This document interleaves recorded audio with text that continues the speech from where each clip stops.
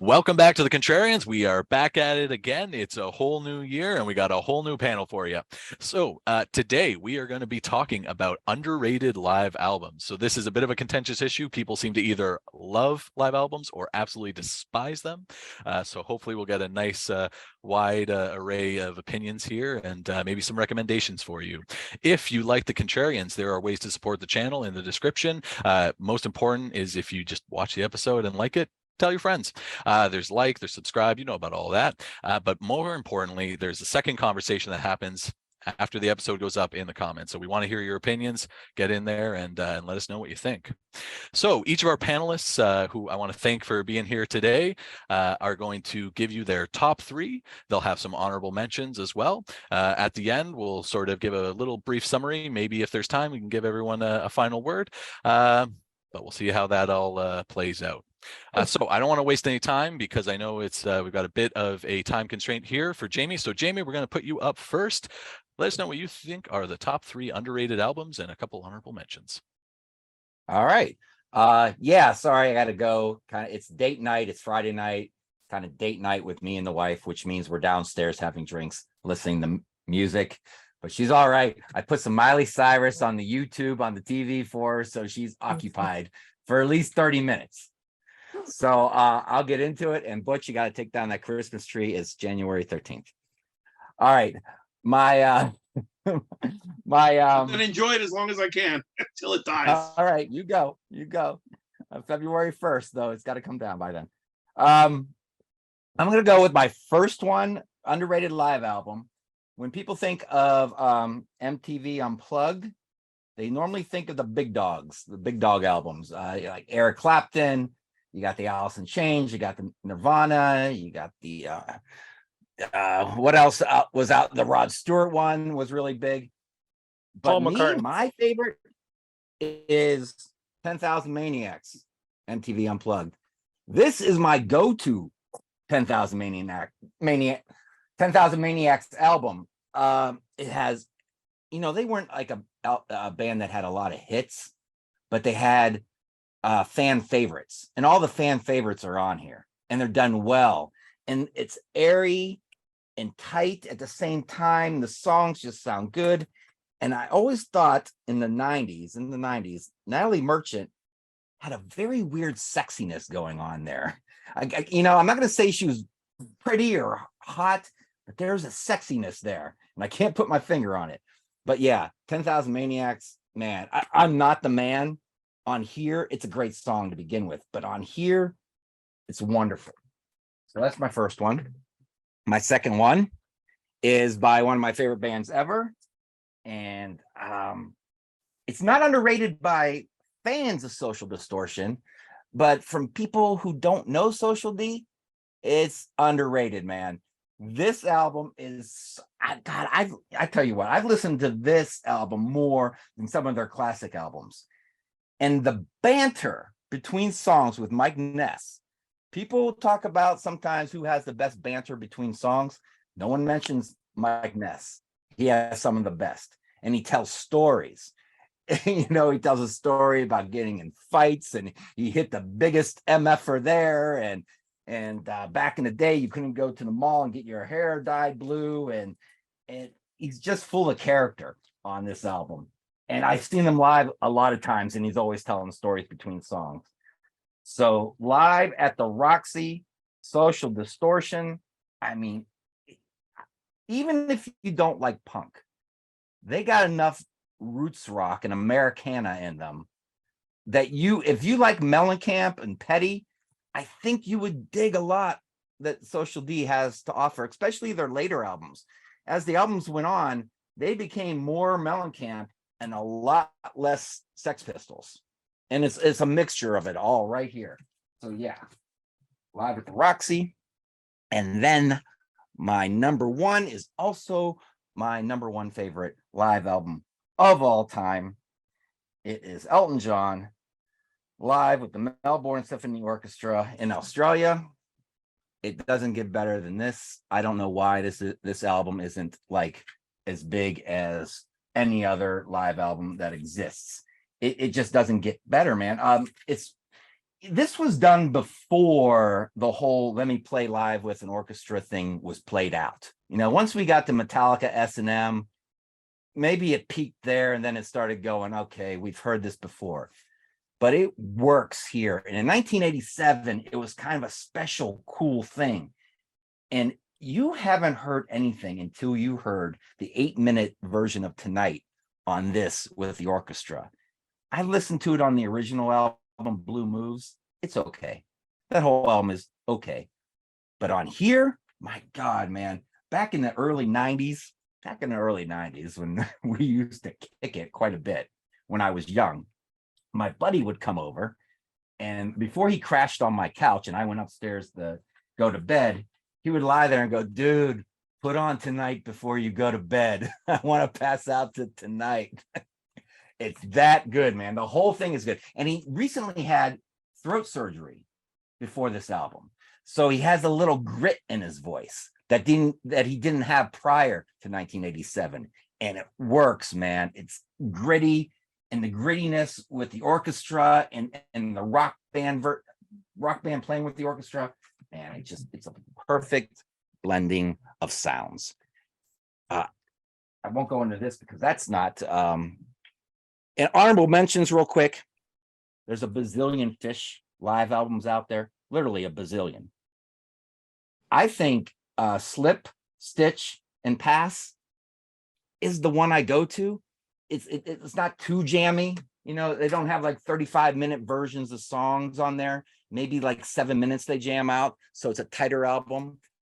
I don't know if this is underrated, but it was hard to get for the longest time until last fall. Beast Over Hammersmith by Iron Maiden. I like this more than Live After Death. If you like Southern rock, give Alabama Live a chance. This is from the late 80s. It rocks just as good as any Southern rock. And if you like, I was just listening to this to start happy hour. If you like reggae, Peter Tosh, Captured Live, is wonderful. Peter Tosh's voice is very smoky, and it's reggae, but there's an airiness to it. And what that airiness is 1983. 1983 technology and sounds go into the reggae and makes it feel poppy in a way, and it's very digestible reggae. So there you go. I got to go back downstairs and hang out with the wife. All right, awesome. Well, thanks, Jamie. We'll soldier on without you, but we appreciate you being here and taking the time. And all right. send your wife our apologies. You guys and commenting down below. All right. Well, bye, thanks, guys. Jamie. And Bye, remember, be like Jamie. Join the comments. Yes, and drink at home. Don't drink and drive. Be like Jamie. That's a great message for tonight.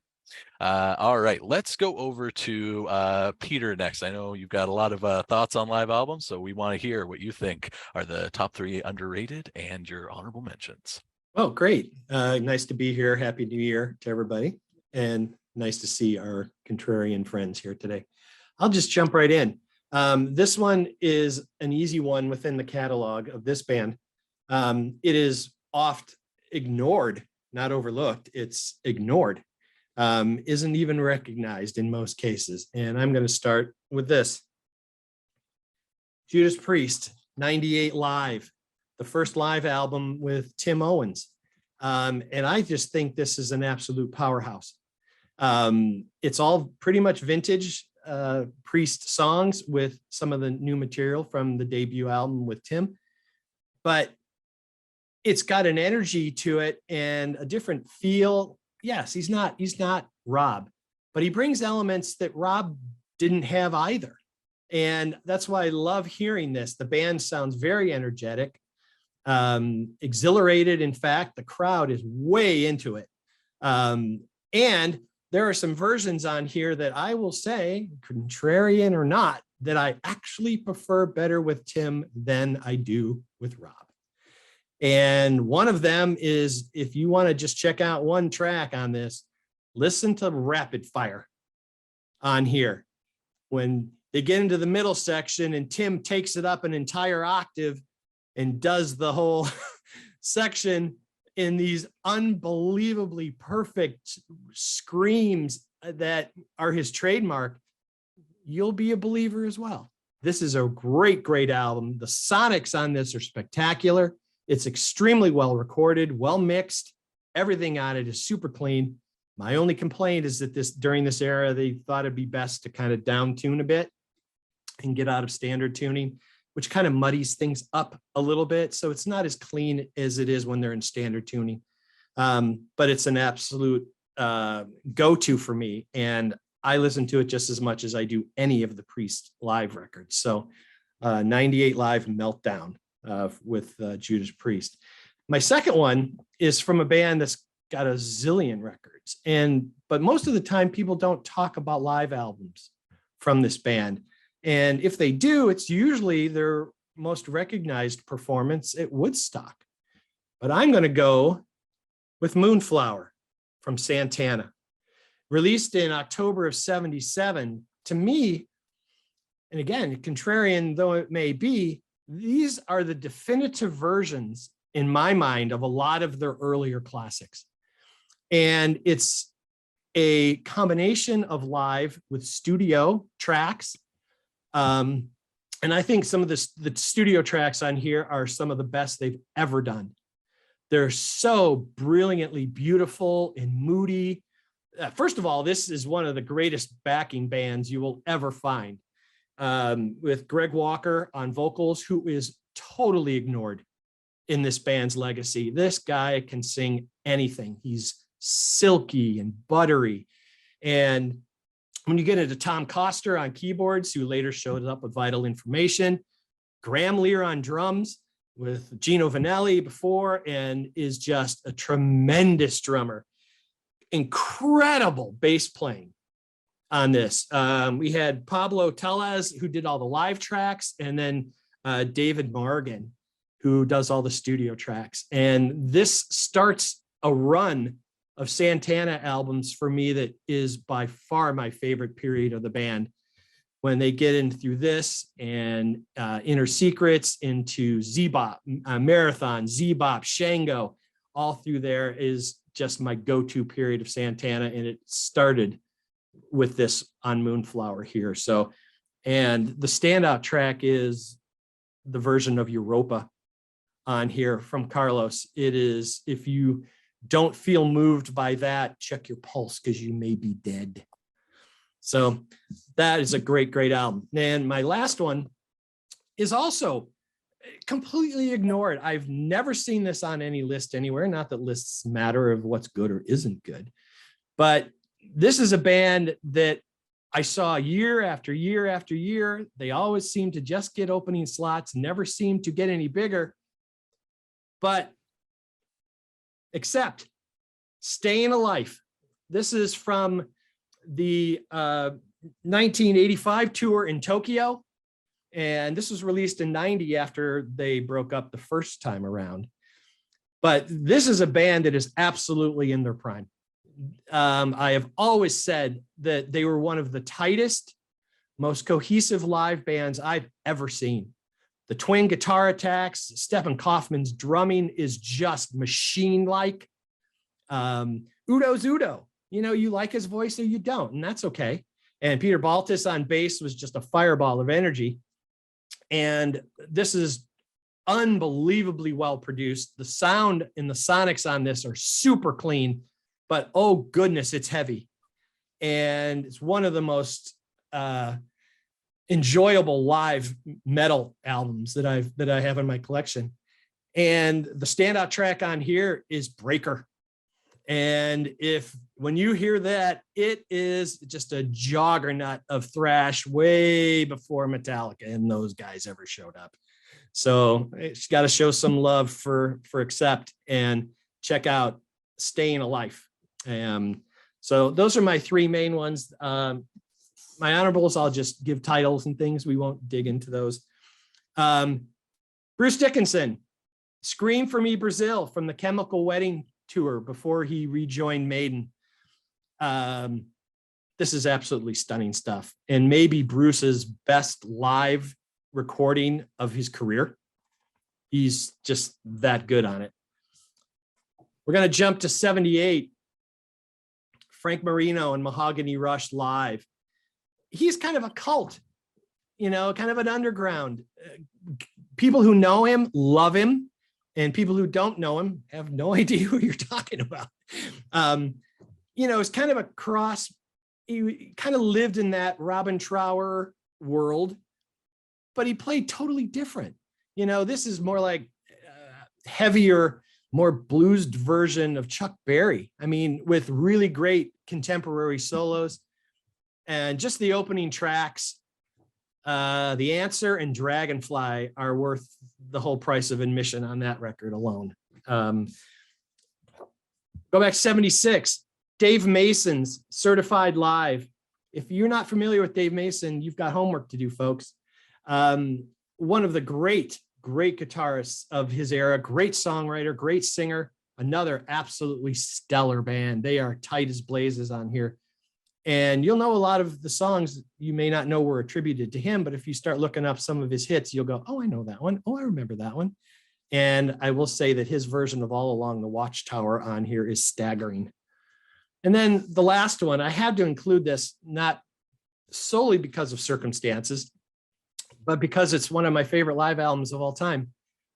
And that's Beck Bogart in a Piece, live from Japan.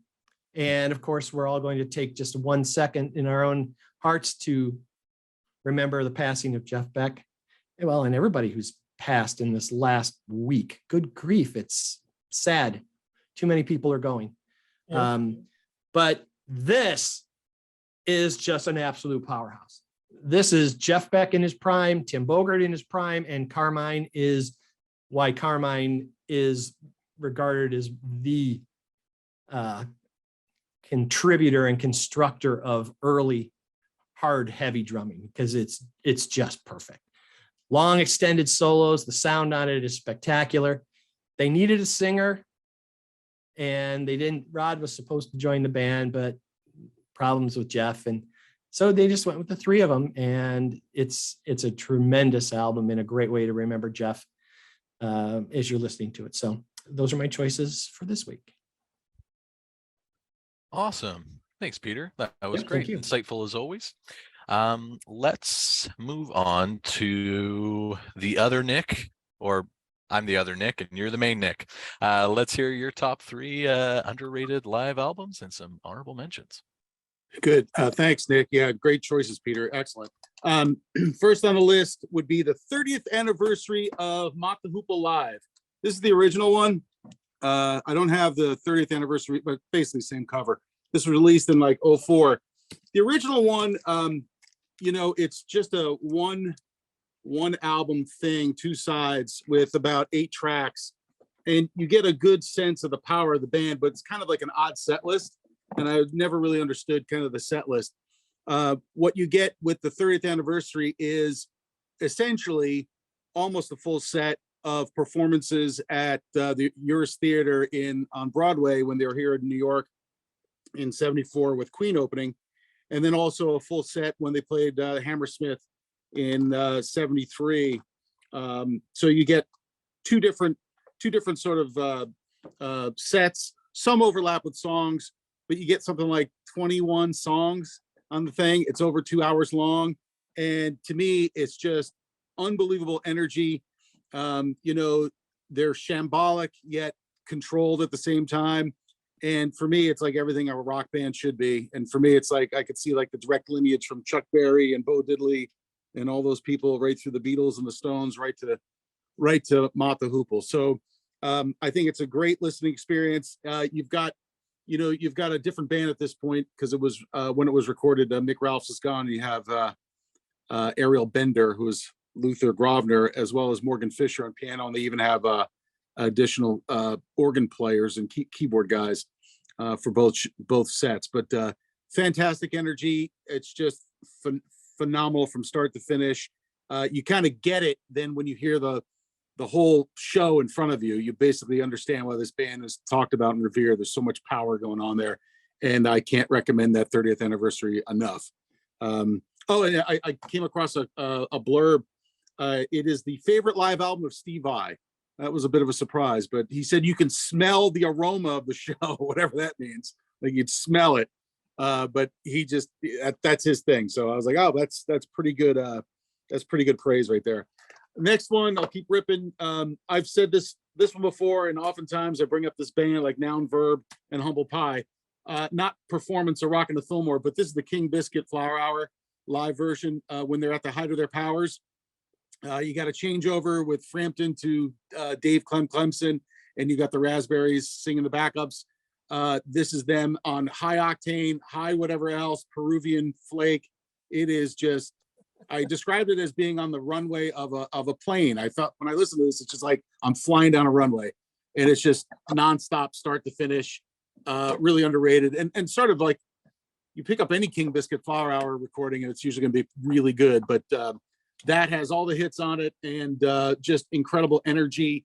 And you see the difference between the performance and this one. It's just the accelerators just mashed down the entire time, which I like. It's a lot of fun. Third one, and I'm glad Peter is here for this one because this relates back to like the Secret Santa stuff that we were doing. I'm going to choose Jack Bruce. This is his 50th birthday celebration called Cities of the Heart. This is a 2 CD thing, sort of a limited release back when. And when this came out, it was just like a revelation for me because it was just such a great anthology of the guy's career. And it's interesting because it starts off Jack at a piano. Usually we're used to artists coming out and bashing it out. You know, in his case, I would expect something from Cream, and he comes out just with a piano, and then it builds from there. Goes through some jazzy stuff, which is a challenge for me, but it sort of builds, and then it keeps augmenting the live show with different people. And the list of people on this thing is worth the purchase alone. This is another one, by the way. It's over 2 hours. You got, of course, Ginger Baker. You've got Gary Moore. This is basically the first live performance of BBM, and then they came up with an album right after that. You've got Bernie Worrell, Simon Phillips on the drums, Beast, Dick Hextall Smith playing saxophone, Gary Husband playing keys, and I think some drums. But it's just not, and there's other people too. It's just nonstop. He's in fine voice, of course. It's just a great overview of his career. And I forgot about this, but I was looking at stuff online, and they said, oh, and later on they finally released, because this was through that Rock Palace show, they finally released a 2 DVD set. And I said, oh, I got to find that someday. I got to get that thing. I don't have it. And here I just, right before we went on, I'm looking for this in my stacks, and lo and behold, I own it already. So here it is, the DVDs. And what I forgot about was there's even lost songs. There's like 13 tracks not on this. So, and I forgot about it. And there's some really good tracks. I got to reacquaint myself with it. But you know, there's some really, really good stuff. So if you see the 50th anniversary concert, pick that up too. So you'll get the 2 DVDs, which is the entire show, and the lost songs. But you know, if you want to broaden your horizons, and if you're ever thinking about Jack Bruce and or like Cream, and it's a good overview of his career with a lot of power. And it's just one of those albums I come back to at least once a year. Oh, honorable mentions. Let's see. We've talked about this band before, and any live album by this band is a good live album. But I'll go Jay Giles, especially this one, the Full House. All covers, mostly cover songs. But first, I look at the Purse and Homework. Cannot go wrong with this. It's just a tremendous band. The older I get, the more I appreciate them. A couple others. Anything You See by Robin Trower is usually good. This is a one that he put out basically in 2008 with Davy Pattison on vocals, Glenn Lech on bass, and Pete Thompson on drums. And this is sort of like the last, might have been the last tour of that band, but this is just smoking start to finish. So I really like that album. I wish Martin was here because I'd show him Paul Rodgers, because I know he's a big Free fan, but Paul Rodgers doing Free stuff called Spirit, fantastic. And relating back to Jeff Beck, I was privileged to see outdoor show with headliner Jeff Beck, middle bill Paul Rodgers doing Free, and then opening up was Ann Wilson. Like, whoa! And actually the fourth on the bill, but I missed her because I couldn't get to the hellscape that's Camden, New Jersey. But Debbie Bonham, John Bonham's sister, who's got a phenomenal voice. So it was a quadruple bill. And when you talk about just everybody in fine form, it was fantastic. And Beck had a vocalist along. It's that Jimmy Hall, who's in Wet Willie. So he was playing a lot of his tunes, not just extended jams and instrumentals, which is more my speed, but that guy could really sing too. So it was just a phenomenal night. And then anytime you see a live album by Rory Gallagher, pick it up. I wanted to show you Stage Struck, which is 1980, which is sort of like my favorite period of Rory right now, with Ted McKenna on drums, just a hard rocking 3-piece. But I did pick this up last year, I think, or maybe during COVID, stuff from 77, what is it called? Check Shirt Wizard. So anything with Rory is going to be good live. And lastly, I'll sort of break the rules a little bit. I guess it's considered live, but Beatles live at the BBC. I like this because it's Beatles in a raw form. You can hear the harmonies, you can hear how they sing, you can hear the interplay of the drums, you can hear Ringo, just bashing it out. They play so many great covers on here, and there's 2 CDs, 34, 35 tracks on each CD, ripping through it. It's live, without audience, but this is really, really, really, really, really good if you want to get into the Beatles and a lot of the older stuff too, which is what I love. So if you're also a musician and want to learn how to sing harmonies and stuff, that's a really good place to start. Nick, there's a part 2 to that too. Is there? I never got it yet, but I've been wanting it. Yeah, I when I stumbled on this years ago in my used record store, it was something. It was great. Love it. Awesome. Well, thanks, Nick. That was great. All right. Rand, let's go over to you then. Top 3 Hello. live albums. Nice to be here. Thank you. Happy New Year, everyone. I think I'll go 3, 2, 1. And I'm going to start with this. I don't know if you can see it very well. It's called One Live Badger. And this is a live album that was produced by John Anderson. Now there's a Yes connection because Tony Kaye is the keyboard player in this band, and he joined after getting thrown out of Yes, and then John produced the album, but it's a live album. They debuted these brand new songs live in concert, and that's kind of a rare thing. But then it happened again with this. I don't know if you can see it now. Rick Wakeman's Journey to the Center of the Earth. All the songs on here were brand new, and they debuted this live. I just find that a gutsy move, and it's excellent. If you like to hear Rick Wakeman's synthesizers and mellotron plant, this is phenomenal. And he's got a choir and an orchestra. It's just absolutely amazing. And for number 1, I'm going to choose a very obscure album that I absolutely love to death. It's called Crack the Sky, Live Sky. This is a phenomenal live album. Crack the Sky is a band that kind of teeters between progressive prog, and hard rock and pop, kind of in the middle of there. They're a lot like the Tubes. Excellent musicianship. The thing is about this album, it was never made into a CD. So recently they did this in a radio broadcast that they had and hooked them together, and it's called Alive and Kickin' Ass. It's so worth getting. I can't recommend it enough. And that's Crack the Sky, Live Sky. And then it's funny, Pete, you mentioned seeing Dave Mason. I saw this band, PFM from Italy, open for Dave Mason in Sacramento, California in 1975. This is live in USA. It's also known in America as Cook, with a bunch of snakes in a pot. It's a really weird looking cover. But yeah, excellent musicianship. If you like the complex Italian kind of music, it's not very danceable. It's more of a listening sound. And then my last honorable mention that I have is The Doors, absolutely live. And I love this album because it's really the first time I got to hear the Celebration of the Lizard, which is my absolute favorite Doors song. It's been changed now to all the different movements in there, but on this album it just says the Celebration of the Lizard. But oh god, I just think it's fantastic. And look at it, look at this nice. You like live looking stage photos and stuff. It's pretty good. And that's what I got. All right. Well, thanks, Rand. You You're tore welcome. through that. I do that.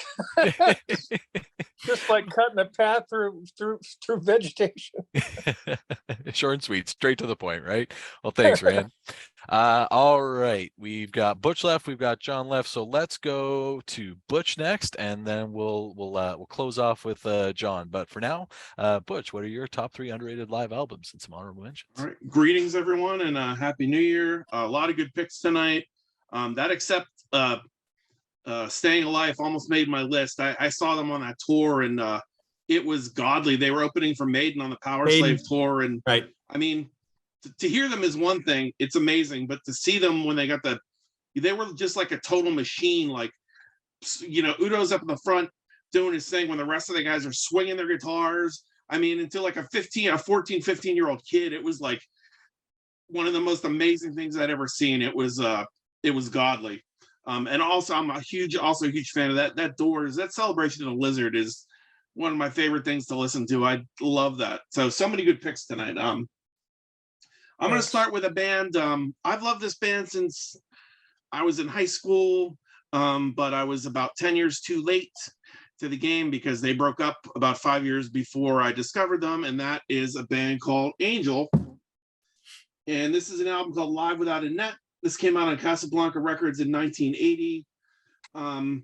It was kind of like a last-ditch effort by the label and the band to get something going.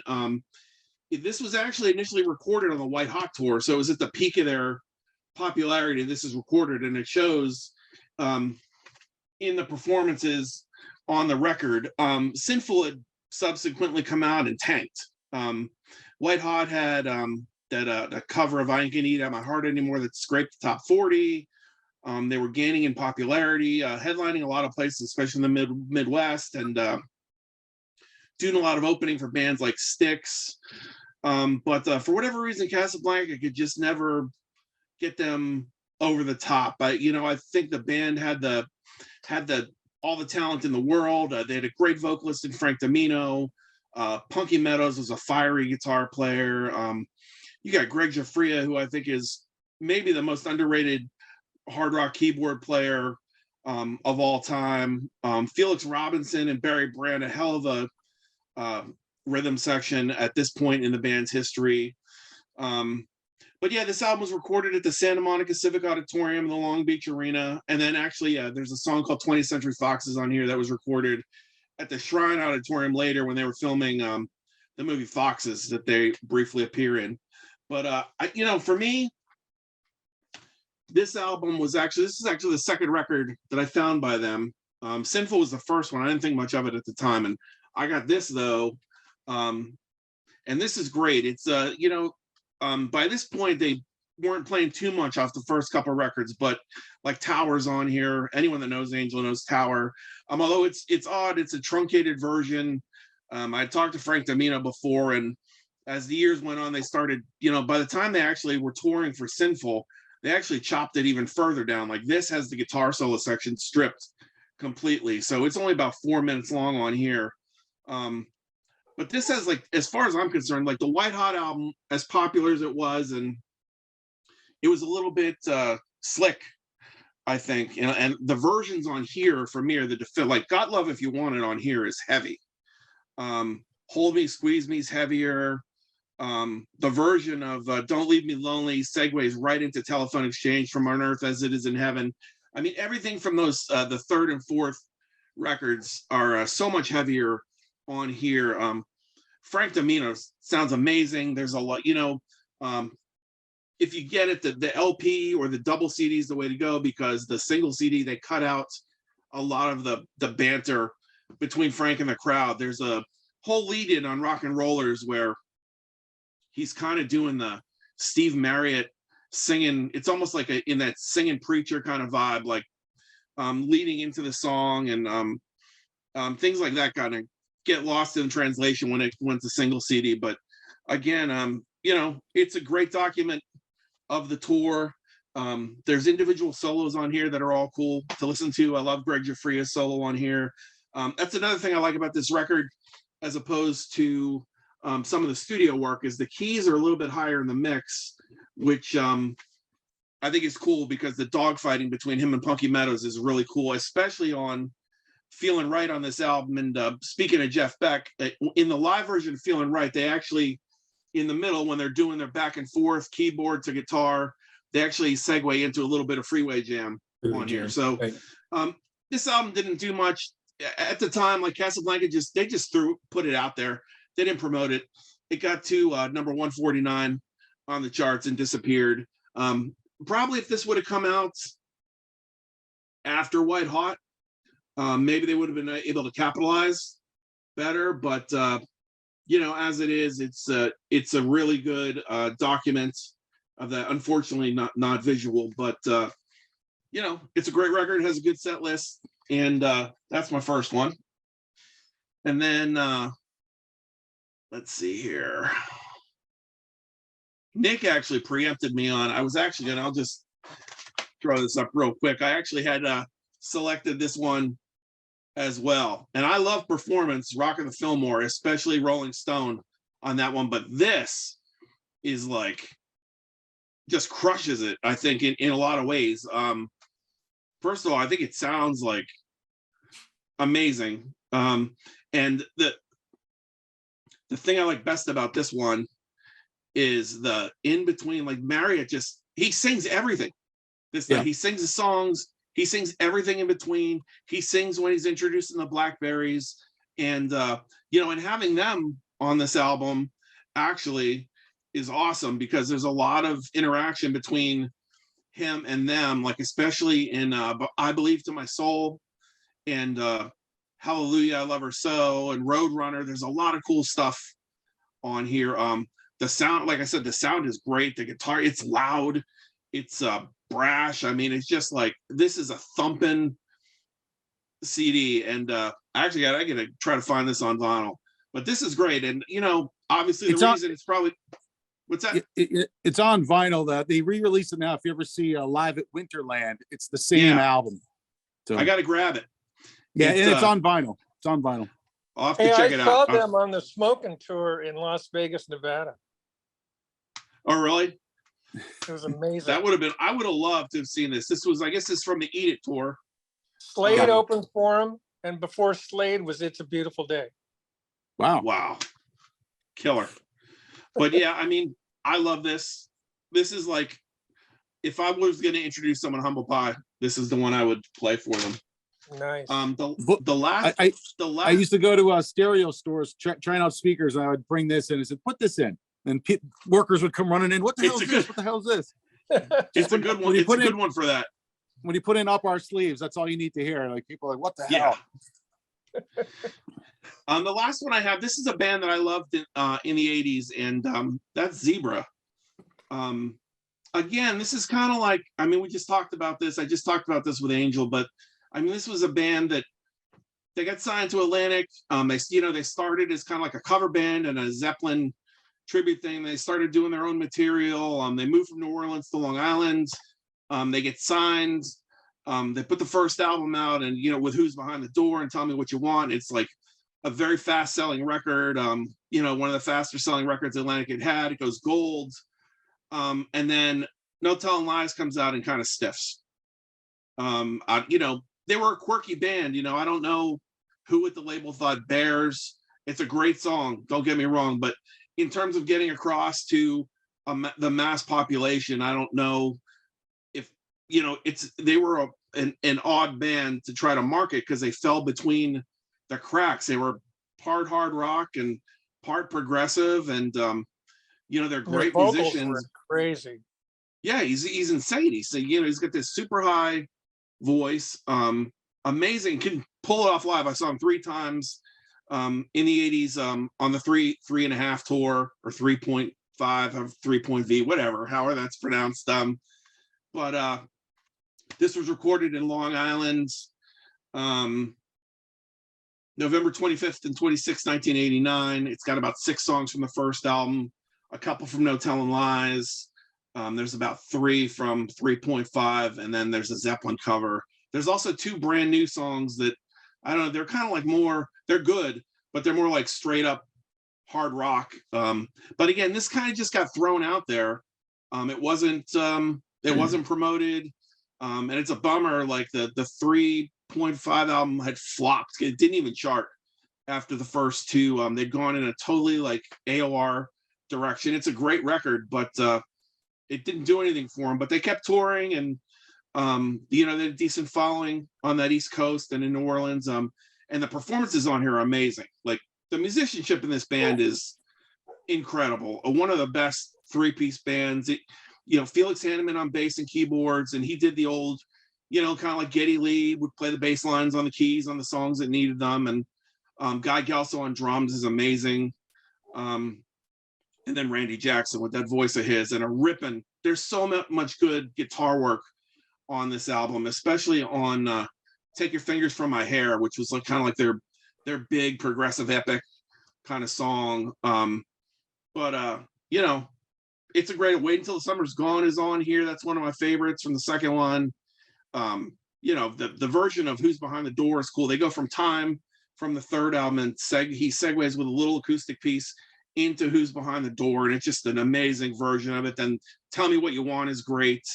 Like I said, the vocals are flawless. If anything, he's hitting higher notes than maybe he does on the records, and the guitar work is phenomenal. The sound is good.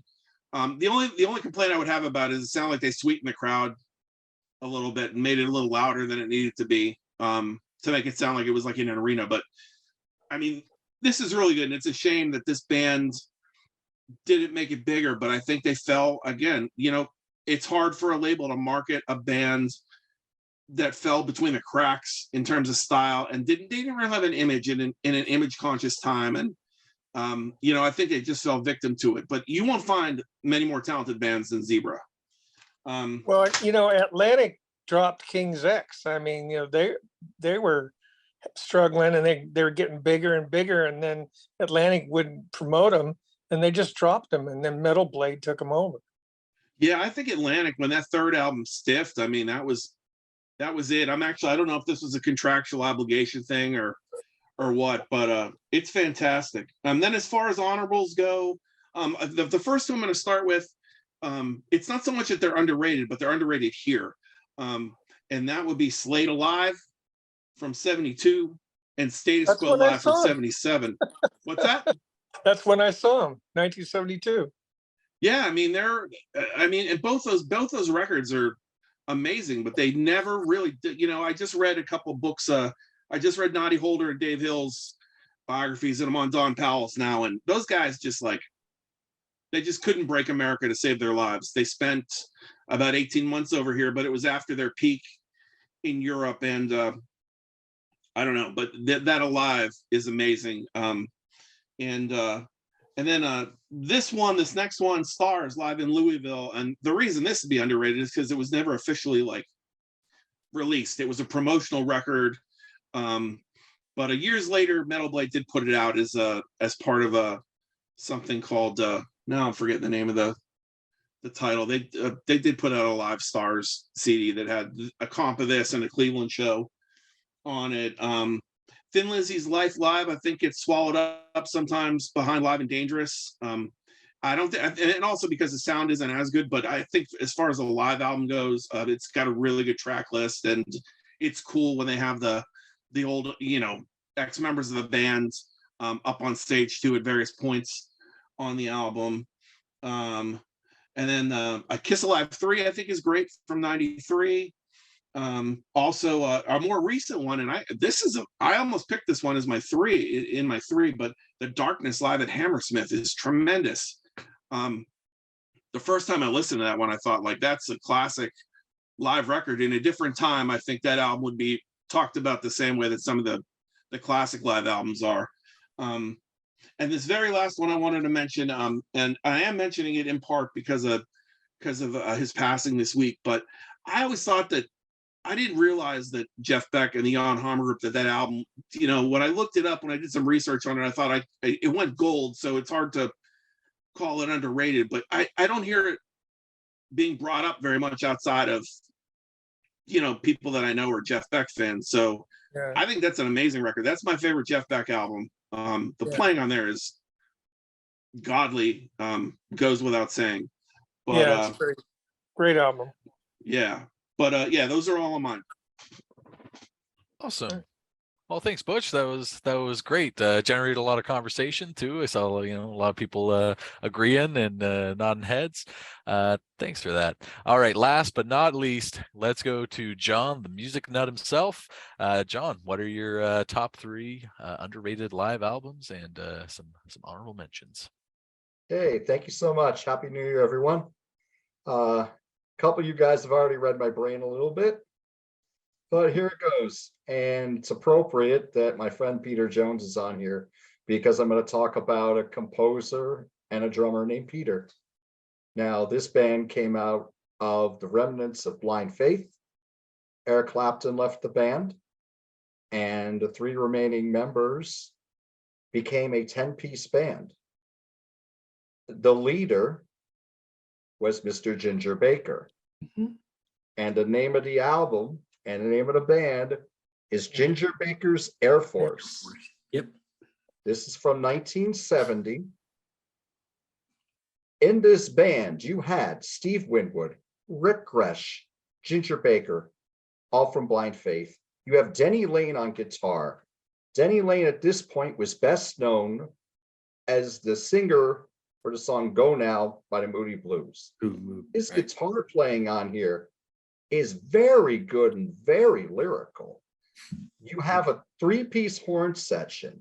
You have Graham Bond, who Ginger Baker and Jack Bruce played with before they formed Cream with Eric Clapton. You have Chris Wood, who was in Traffic, and he also doubles on flute here. And you also have Harold McNair. You have Jeanette Jacobs on vocals. She later married Chris Wood. You also have Pete Seaman, who was Ginger Baker's main influence in drumming, because Ginger Baker was a jazz drummer, not a rock drummer. Anyway, this album is intense. It is their second gig together. And it is incredible how tight they are at that stage. This was recorded in Royal Albert Hall in 1970. The recording is very, very good, and Royal Albert Hall has a reputation for not being a good sounding venue. What does it sound like? It sounds like world music meets the free jazz of Ornette Coleman. There's 5 songs on here that are 11 minutes or better, and it's exciting throughout. This whole album is a percussion smorgasbord. The playing is sublime. It's low on lyrics and high on jamming.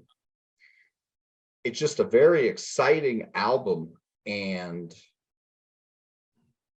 there's versions here of the showcases that Ginger Baker did with Cream and Blind Faith, and those songs are Toad and Do What You Like, respectively. They are given a whole new life on here. They are so intense and exciting. To me, the version of Toad here blows the version of Toad on Cream's Wheels of Fire Out of Water. It's just a lot more intense. There's a lot more going on. It's very eccentric. Fantastic live album. And interestingly, when this came out on vinyl, it opened from, usually when you open an album, it'll open from the right. Well, just like the album, this opens from the left, which was something I found very interesting. But this is my first choice, and it is Ginger Baker's Air Force, and this was recorded and released in 1970. Now, a second choice. I am going to match you, Peter, with your Santana's Moonflower, and I'm going to go with Lotus. Yes. This album was recorded in Osaka, Japan in 1973, and was released originally only in Japan. It was released in 1974. It did not get released in the United States until 1991. This is over 2 hours. It's a double CD, and it's got the double box which you saw in the 80s and the 90s. This is when Santana, in my opinion, was that this is my favorite era of Santana, their jazz fusion era. This was the Caravanserai tour, but they already had the 5th album, Welcome, in the can. So there's some songs from Caravanserai and from Welcome on here as well. We were talking about, Peter was talking about underrated vocalists with Santana. I think Leon Thomas was another underrated vocalist with Santana. His vocals on the Welcome album, I think, are spectacular. A lot of the Santana standards are on here. Black Magic Woman and the Gypsy Queen and the Oi Como Va. You have To Santo Lejour on here as well, but you have a lot of unreleased stuff, and a lot of it was instrumental. Excuse me. The instrumentals range from very funky to very joyous, very tranquil. Heavy on the percussion, just like the first album I talked about from Ginger Baker's Air Force. Michael Shreve is a monster on this album. He has a drum solo called Exoto, and it is intense. There's also a wonderful 16-minute version of Incident Neshibur on here.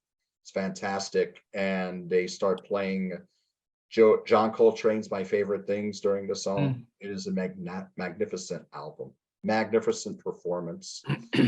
And that's my second choice. Santana's Lotus, originally released 74 in the United States in 1991. I love that. Thanks. Glad you do. And I'm going to go a little later now, my third choice. I'm going to go with something that was recorded in 1979. And it was recorded in Santa Barbara, California. It was released in 1980. And I'd be hard to find more talent on a live release than I would on this one. This is Joni Mitchell. This album's called Shadows and Light.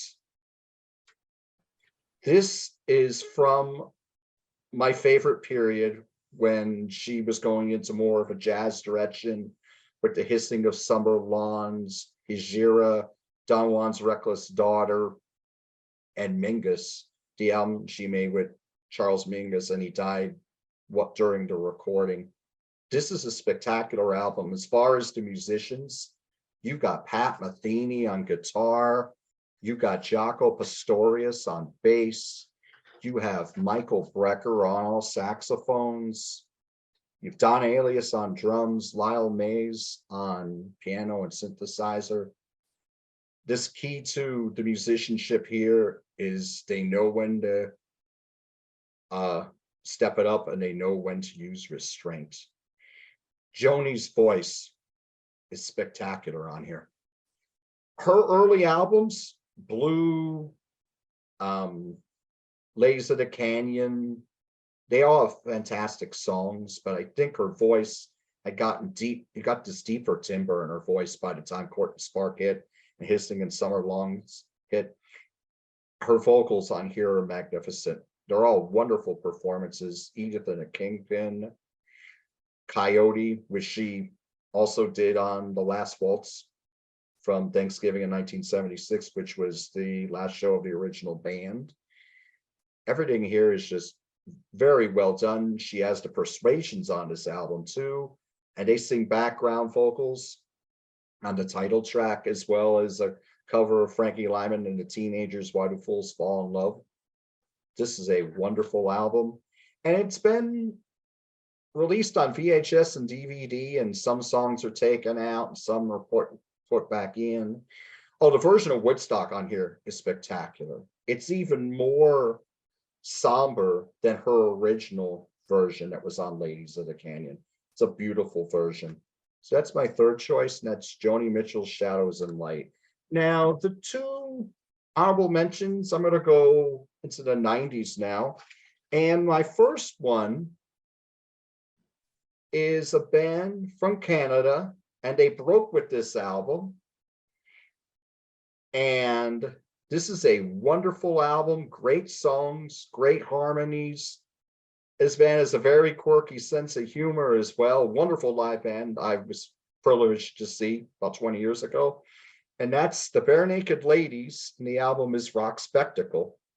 This album hit because Brian Wilson was released as a single, and it was originally on their debut album, Gordon. Brian Wilson is a wonderful song. And If I Had $1 Million was also released as a single, and that was the last song on the album, but there were 2 hidden tracks at the end.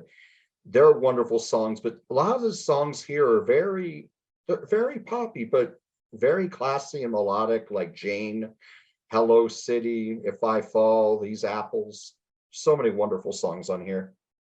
And my other honorable mention is also from the 90s. This album came out in 1996. And during this decade, I think the jam bands really started. It was a renaissance for jam bands, I believe. And for my money, I don't think there was a more exciting jam band in the 90s than Blues Traveler. This is Live from the Fall. In the 90s, Blues Traveler were an amazing live band. They had the hits on the 4th album, titled 4, with Run Around and Hook. That's like 2% of what they were in the 1990s. Their first 2 albums, the self-titled album and Travelers and Thieves, are well represented on here. The jams on here are very intense. Bobby Sheehan was their bass player. He was a very busy and intense bass player. The performances on here are spectacular. And Bobby Sheehan died in 1999. And they're not quite the same since he died. They never had the intensity like they had on this album. And those are my choices. Thanks. Hey, John, Awesome.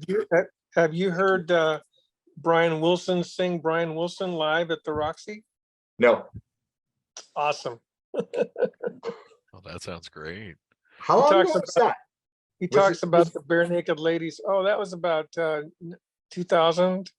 Just I when he was came wondering back if it from was when he could still sing. You know, when he that's why I first was came asking. back from when he first came back from retiring. Oh, okay. This is Very his good. first gig. This is his first gig. It's Brian Wilson live at the Roxy. And I think on disc 2, he says, there's a band called Bare Naked Ladies, and they wrote a song about me. It goes like this. He sings it. Nice. Oh, that's pretty cool. awesome. We'll gotta dig that up. All right. Well, thanks, John. That was great. As a Canadian, I appreciate mentioning the Bare Naked Ladies. Anyways, and remind me when we log off, I have a fun story for you about the Bare Naked Ladies too. Cool. But I can't say it on the air, so Oh, because they're intrigue. naked. Anyways, I want to thank all of our panelists for being here. Peter, Rand, Butch, Nick, John, Jamie. We didn't forget about you. Thank you so much. This was great. I'm sure our audience at home has learned a lot. I'm sure they've been giving some thought-provoking statements or opinions. And remember, let us know in the comments below. We want to know. We want to hear what you think. It is the Contrarians, so no opinion is off limits. Once again, thank you to all the panelists. Thank you to you at home for supporting the channel. We wouldn't be here without you. If you like what you're seeing, you can give a like, you can give a subscribe. There's a way to support the channel in the description, but most importantly, just keep showing up, keep putting your comments in the comment section below. And thank you. And thank you again to all of our panelists, and thanking everyone over and over again. So let's just say, have a good one. Thanks, everyone. Good night, everybody. Thanks. Thank you.